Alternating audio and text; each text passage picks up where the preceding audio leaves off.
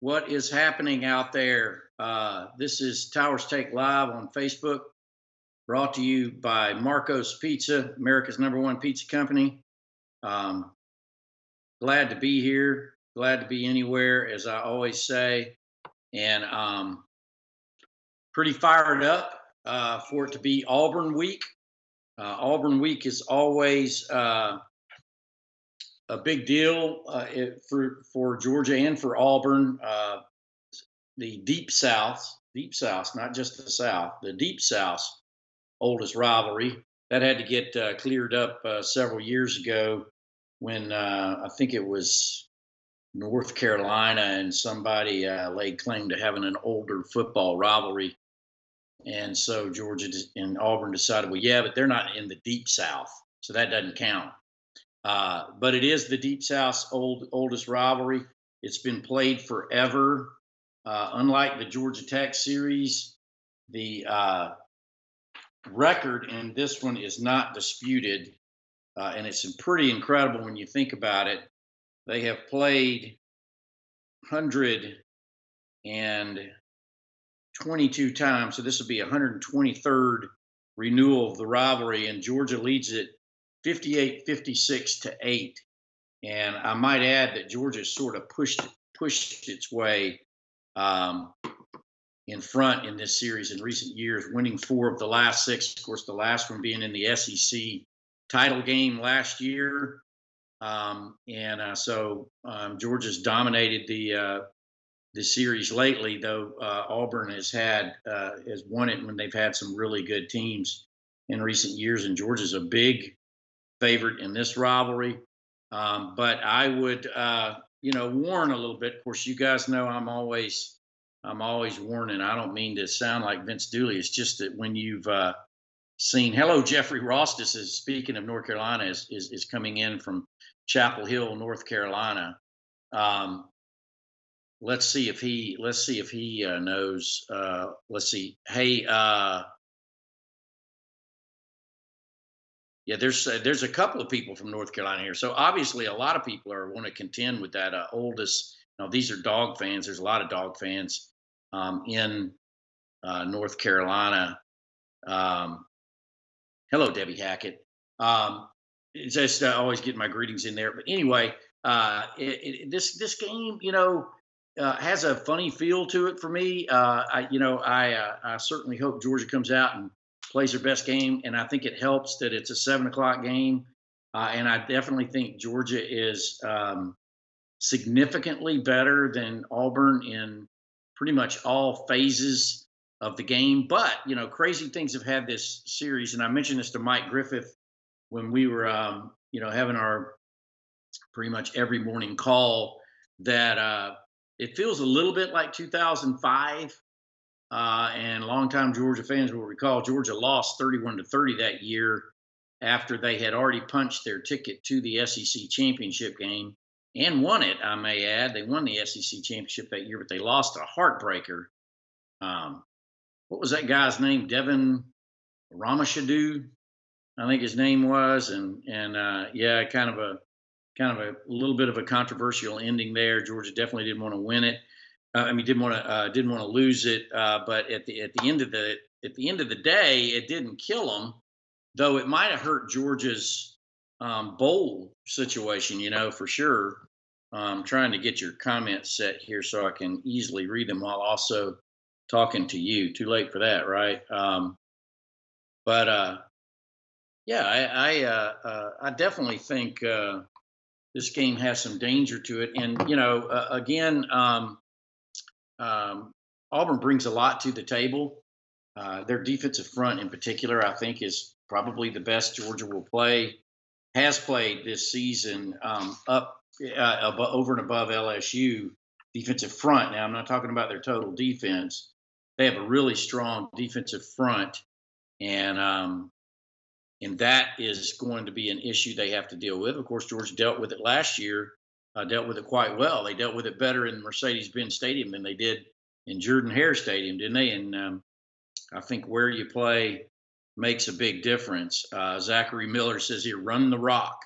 And Georgia will certainly try to do that. But running the rock, Depends on the other guy too. Auburn, oddly enough, with that great defensive front, they're sixth in the SEC against the run.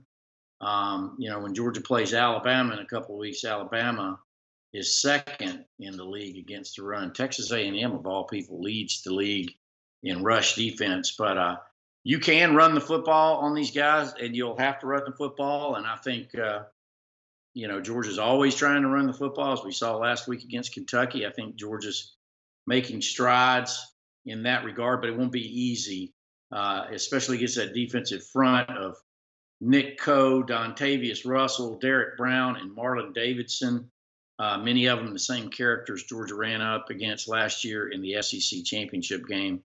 But Georgia will always try to run the football first. I think the good news is Georgia can throw it as well. So that as ever, they'll seek to be balanced.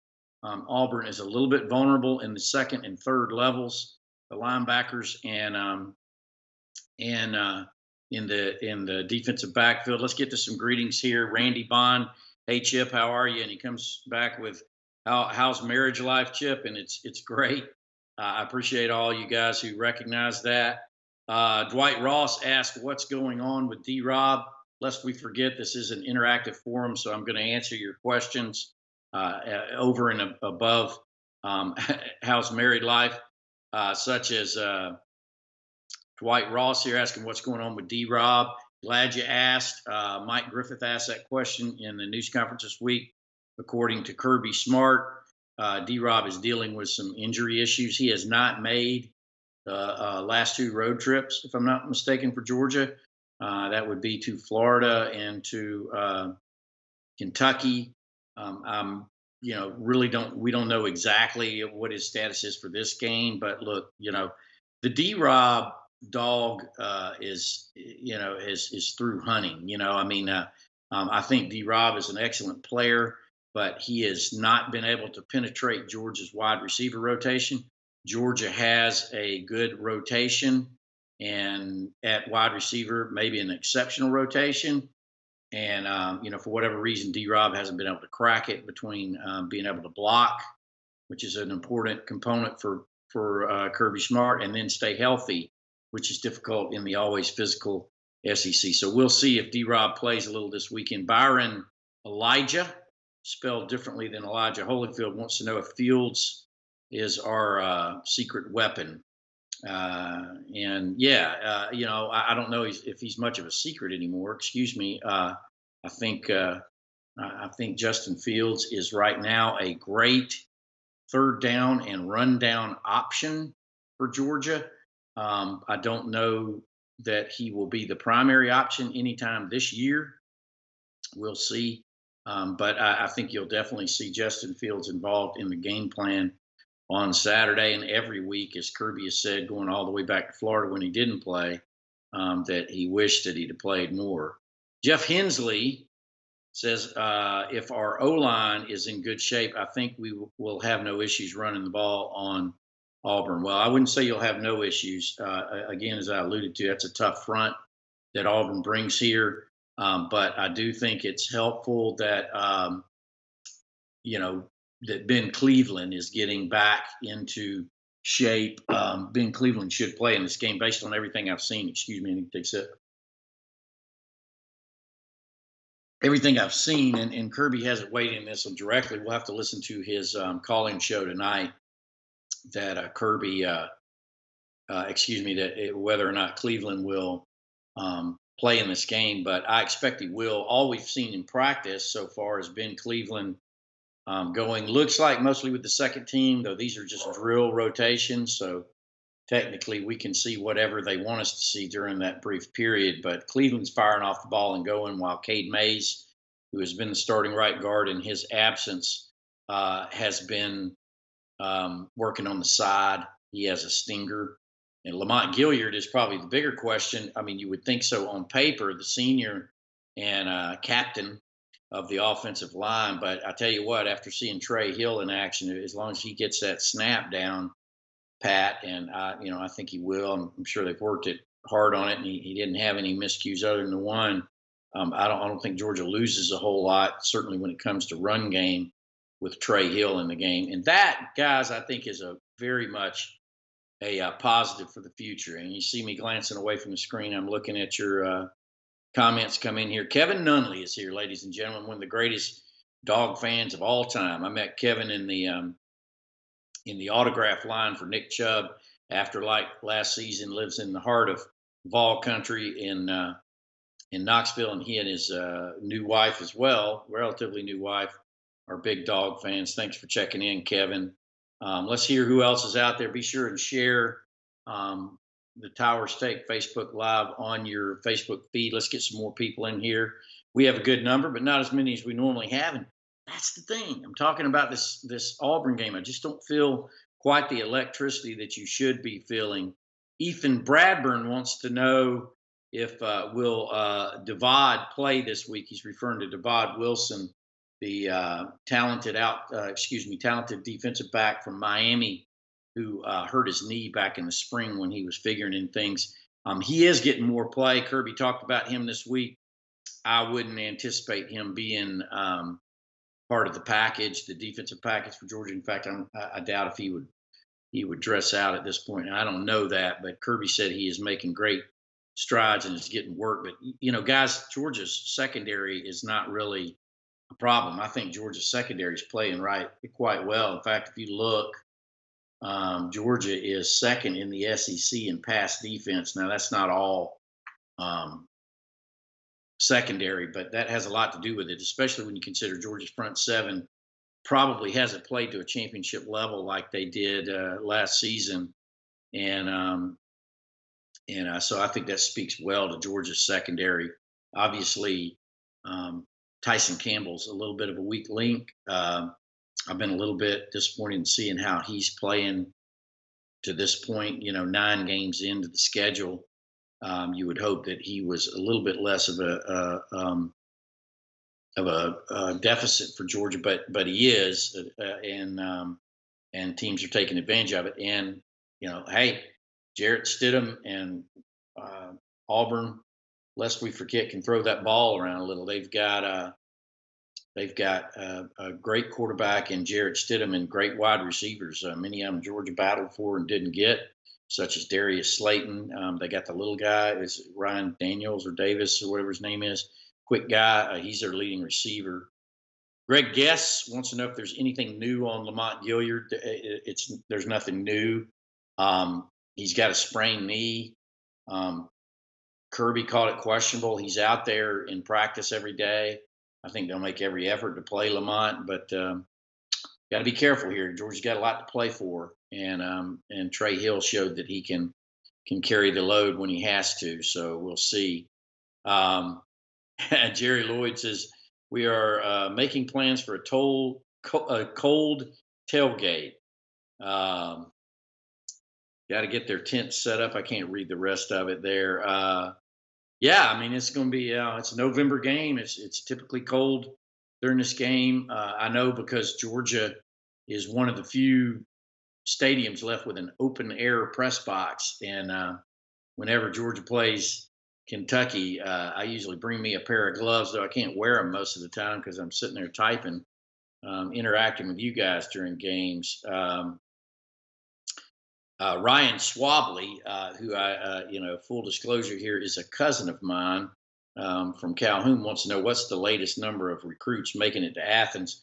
You know what? I don't have a number on it, Jeff. I'm sure probably mentioned that last night. You can go back and look at his Before the Hedges podcast that ran last night. But it's a huge number because, look, y'all, Georgia hasn't been in Sanford Stadium for a month. The last two games, the 2 games after this are UMass and Tech. UMass is at a 4:00 game. At Tech's at a noon game. That's not very conducive for recruiting. So all their eggs are in this basket. And as you've seen, I hope I weighed in Dog Nation on, Kirby complains a little bit. Complaints not really. He's really answering the question about, losing that recruiting weekend playing the Georgia-Florida game every year. But look, there's a way more positives that Georgia gets from playing Florida every year in Jacksonville over and above, I believe, recruiting weekends. But this is the weekend where Georgia will bring absolutely everybody, and they've got a lot of guys. They're going head to head with Auburn on. I haven't heard anything about Owen Papo or Papo, however you pronounce it, in a long time. But he was a guy Georgia was really hoping to get, who went to Auburn. Obviously, Georgia has a lot of good outside linebackers. I don't know whether he'll be visiting this weekend, officially or unofficially, but Georgia has a lot of huge um, official visits this weekend. Um, it's time for Natrez to make his mark, says Lee Garnella. Um, Mark Bratcher also weighs in, hopes Cleveland um, comes back. Brandon Campbell wants to know where Zamir White is going to be back. He's going to be back next season, Brandon. He's not going to play this season at all. And, it'll be interesting to see how well Zeus comes back, having had not one, but two ACL injuries. Neither one of them were what you'd call the serious knee injury type, where everything was torn up in there. But the fact of the matter, he obviously has a proclivity to knee injuries, and that's tough in the rough and tumble SEC to stay healthy. That's half the battle. That's one of the amazing things I think about Elijah Holyfield, which makes him a very special back for the Bulldogs. That kid just doesn't seem to get hurt, knock on wood. Or he gets hurt. They all get hurt, but he just keeps on playing. Yes, Matt Hill, I do think that you will see more of Channing Tindall and Quay Walker Saturday and every week. Maybe Quay Walker to a lesser extent, but Channing Tindall, as you saw with that sack last week against Kentucky, is a special player. I actually talked to Natrez Patrick about him this week. I'll have to write something up about that and share that with you. Cameron Simmons says here, I want to see more of Robert Beal. Well, Robert Beal is getting in there only as much as DeAndre Walker can't be in there. And believe me, you want Robert Beal's awesome, but you want DeAndre Walker in there as much as you can. And Robert Beal backs him up. So we will see how that goes. And it's the same thing on Channing Tindall and Quay Walker. Channing Tindall, I think you're going to see more situational work for him, particularly third down when he might be able to blitz. But you want Natrez Patrick, Tate Crowder, Monty Rice, and Jawan Taylor in there as much as possible. And you're seeing a little bit less of Jawan Taylor right now, a little more of those other guys. Georgia's linebackers are playing well. Adam Anderson's the same way. Daniel Taylor Locklear is asking here more Saturday. Adam Anderson is like Robert Beal. He's a backup outside linebacker, and you're going to get him in there usually only when he has to spell the starters, Walter Grant and or DeAndre Walker. Though you've seen a little bit less of Walter Grant now, a little bit more of those guys, and I'm sure Walter Grant wants to get in there and play a lot better. Oh, we're getting a little score guessing already. Jason Sellers says 37-16 Dogs. That's interesting. That's similar to last week's 36-17 final against Kentucky, which I think we'll find out was a pretty good win. I'm being prompted here to let you know Towers Take Live is brought to you by Marco's Pizza, where you get fresh made dough, original sauce recipes, and 3 signature cheeses on every pizza. Enjoy 2 medium, 2 topping pizzas for the everyday low price of $6.99. Call Marcos.com, or better yet, get your profile set up online. They'll have a pizza there before we get off the air here. Randy Baum wants to know my score prediction. I will get to that shortly. I've actually not settled on one just yet. I mean, I'm a little bit, this is one of those where Georgia could really blow them out. Or if Auburn plays them like they typically do here, it could go down to the wire. 47-0, says Arlen Midyet. Let's go get this. No new word on Zamir Alec Dickey. We were talking about him for a little while. I was just asked when was he going to be back, and it's not going to be this week. Randy Bond, who is very active on here today, says 28-17 Dogs, and that's more in the neighborhood that I'm thinking of. I haven't seen the latest line on it. Tyler Stanfield says Georgia 41-13. Yeah, that'd be fantastic if Georgia's able to do that. Um, I think it's going to be probably tighter than everybody else does. But I think that every week. These lines always blow me away. You'd be happy to get that for sure. Will Edwards is 31-10.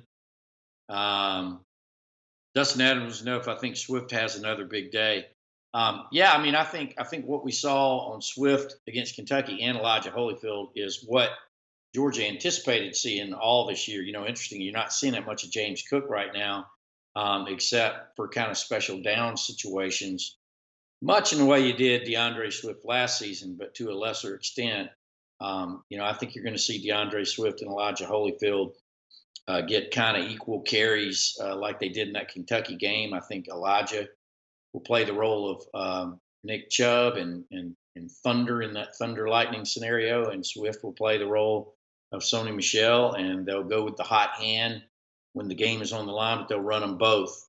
Um, Daniel Taylor wants to know if I think they'll run the ball better this week. I don't know. That's asking a lot. Now Kentucky was great against the run. Um, Coming into last week's game, they were one of the best of the league. Georgia brought them down a notch, but I don't think you'll run the ball quite as well as you did against Kentucky, against Auburn. That said, I think Georgia will be able to throw the ball a bit, so I expect them to be very, very balanced. Brandon Rodriguez goes with a 37-13 score, which is pretty reminiscent of what we've seen the last two games for the Bulldogs against Florida and against Kentucky. Um, I think that's realistic. I think Georgia's going to, get in the 30s. That's what its average is generally in the high 30s, low 40s. I think Georgia will get into the 30s, and I think if they do, they'll win fairly comfortably. If they don't, I think it gets to be a tighter game. And look, guys, Auburn has a lot on this game as well. Auburn's 6-3. They're playing for bowl bids and where they're going to go. Um, for the rest of the season. They want this one bad. They would love nothing more than to break Georgia's hearts. There's a long history of that in this rivalry.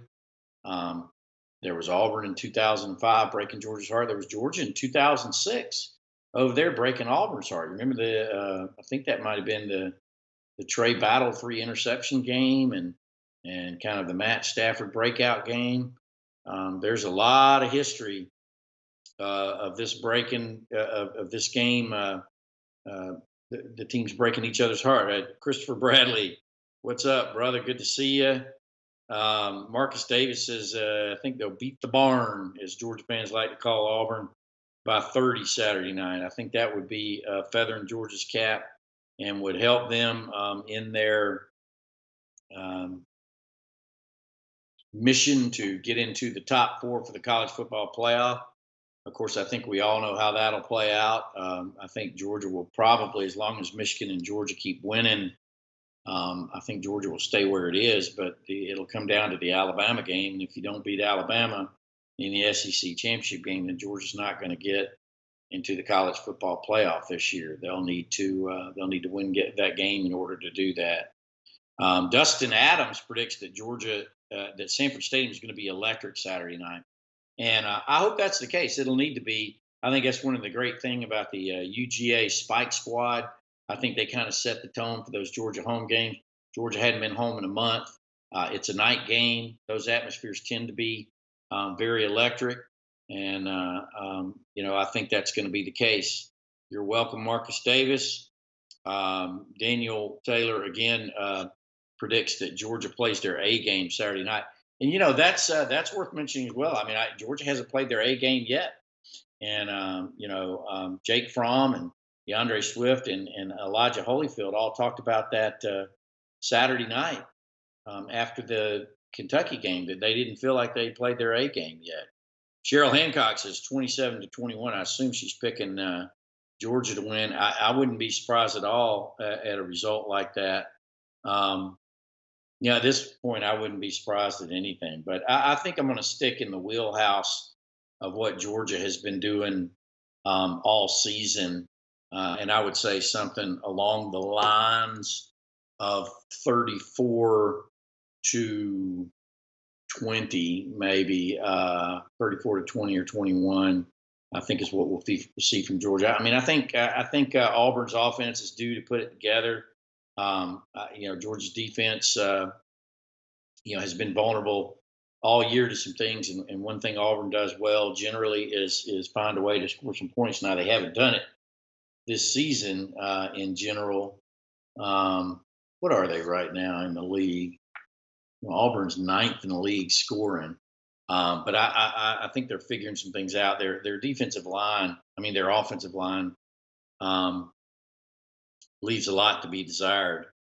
Brandon Rodriguez, repeating myself at this point, offensive line is coming together. Whether Lamont Gilliard and or um, Mays play in this game, I'm not sure. Cade Mays, but they will get Ben Cleveland back. I think that's pretty clear at this point, and I think that helps negate that, along with Trey Hill playing very, very well.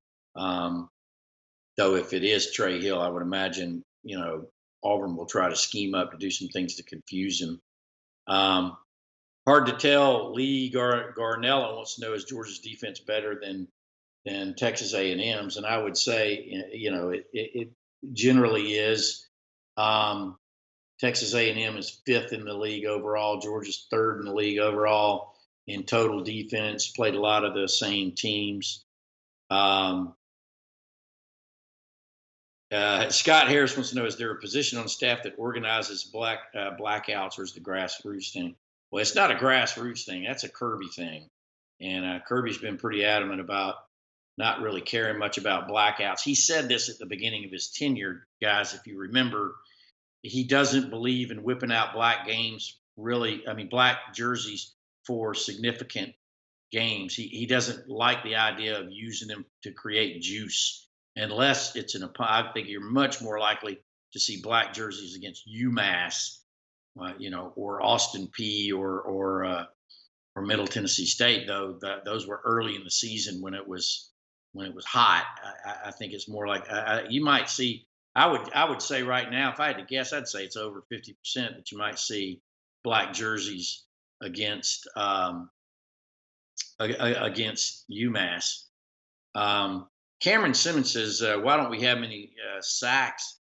Because that's not how Georgia plays. Right now, y'all, Georgia's playing really well on defense in that kind of bend but don't break fashion. They're you saw them play single safety against Kentucky.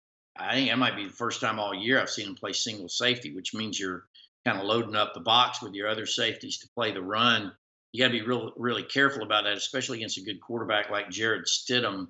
I don't think we'll see a lot of single safety. Therefore, I don't see Georgia, attacking Jarrett Stidham a lot. I think they'll keep him underneath him, like they've done with pretty much everybody all year to great success, with the exception of LSU. And you might argue against LSU they didn't play enough single safety. So yeah, Jason Matheson wants to know.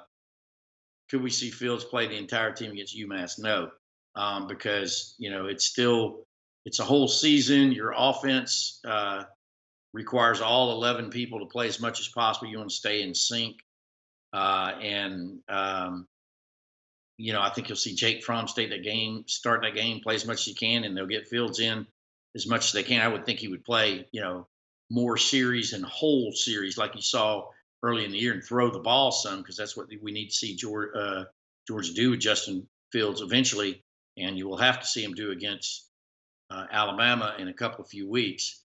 Jermaine Gaines asked if I think D'Angelo Gibbs will transfer next year. No, absolutely not. I don't expect Fields to either. D'Angelo Gibbs, I mean, I see him out there every week. He's working hard. They're trying to get him ready to play. And I think he will play a lot the next two seasons. He's just not playing much this season. But, right now you got Tyreek McGee playing in there. And I think Tyreek McGee is really good when it comes to certainly is the fifth back, defensive back in passing situation, but not necessarily against a running situation. I think D'Angelo Gibbs is a much better fit for that. But right now, that's a very difficult position to play in terms of scheme and such. And so he hasn't been able to overtake him just yet. Um, so I'm going to have to wrap it up here. Give me a few more questions, and I'll try to answer them before we wrap up. Hey, nobody's talked about basketball yet. Georgia opens the season tomorrow night against Savannah State. I wanted to be sure and bring that to your attention. Georgia, obviously, that's not the sexiest opener in the world against Savannah State, but it's going to be interesting to see how the Bulldogs look in their first season under Tom Crean. I'll have something up later today talking about that Georgia Savannah State opener at Stegman Coliseum Friday night, 7 o'clock. 8 o'clock, it's actually a doubleheader with the women's team. So get there early and catch both of those teams playing in their opener. Armin Rashad wants to know, do you think both Holyfield and Swift will go over 1,000 yards? Not at this point. I think that would be a stretch to think both of those guys would get over 1,000. Let's see what they got right now. If they play 15 games, they might. That would require going to the championship game, wouldn't it? Right? What do they have so far? Elijah Holyfield has 674, and DeAndre Swift has 622. 400 yards apiece, not beyond the realm of possibility. I think there's a good chance that happens. Actually, now that I look at it, including the bowl game and everything else, yeah, that would probably happen. What else you got? Does Kirby Smart have more pressure to beat Nick Saban this year? Well, as you know, pressure is a privilege, Armand. Excuse me, Randy. But none more than any other team. I mean, everybody, Alabama's the standard, and everybody's trying to get over it, and that's going to be tough to do this year. But based on recruiting, I think Georgia's making inroads in that regard, and so there's no more pressure. I guarantee you, nobody wants to beat Nick Saban more than Kirby Smart. I can promise you that. I mean, he loves the guy, and Nick Saban loves him, but these guys compete, and he wants very badly to beat Alabama. That's the way to a national championship for Georgia. So if they don't, once again, this episode of Towers Take Live brought to you by Marco's Pizza, America's #1 pizza company, where you get fresh made dough, an original sauce recipe, and 3 signature cheeses on every pizza. Get two topping pizzas for $6.99 each every day on Marcos.com or by calling your local Marcos Pizza place, and you can do that anytime. Chris Massey's asked where Bama has a weakness or offers that they're secondary. Yeah, maybe a little bit. Georgia's pass defense, based on who they played so far, is better than Alabama's, and definitely Georgia has the edge in special teams. By the way, so next week, as Georgia's getting ready to play UMass, Mike Griffith and I will be cranking up our Dog Nation Invasion series on the SEC championship game. So while we will be writing about the UMass game, we'll be writing a lot about Georgia, Alabama. Expect to read a lot about Alabama and that matchup in the SEC championship game over the next 2 weeks on Dog Nation. A lot of good stuff coming in that regard, and be sure to keep on the lookout for that. We will also be covering Georgia basketball going forward. That's what you got to look forward to. December and January, recruiting as always from Jeff Sintel. Brandon Adams always telling you how he feels about things every day. So lots more coming up on Dog Nation. Be sure to download your Dog Nation app so you can follow that always. So I'm going to wrap it up here. I've got more stuff to just sitting here talking to you. I realize how much I've got to write. I got to get you some basketball copy. I've got some more football copy to write. I've got some more Auburn matchup stuff coming at you. They kick off at 7 o'clock Saturday night. Basketball games tomorrow night. Lady Dogs and the men's Dogs both kicking the season off, tipping it off tomorrow night, and lots and lots of other stuff coming. So thanks for hanging out with me. Thanks for your questions. Be sure to weigh in the Dog Nation forum if you need some more interaction from us. And I thank you as always. And thank you for Marcos for sponsoring Towers Take Live on Facebook. See you this time next week. Bye, y'all.